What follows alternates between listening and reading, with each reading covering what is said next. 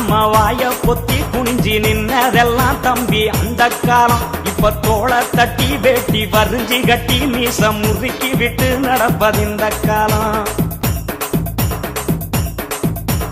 கைய கட்டி நாம வாய பொத்தி குனிஞ்சி நின்னதெல்லாம் தம்பி அந்த காலம். இப்ப தோள தட்டி வேட்டி வரிஞ்சி கட்டி மீச முறுக்கி விட்டு நடப்பதிந்த காலம். அடிமைய கடந்தது அந்த காலம், நாங்க அடங்க மறுப்பது இந்த காலம். அடிமைய கடந்தது அந்த காலம், நாங்க அடங்க மறுப்பது இந்த காலம்.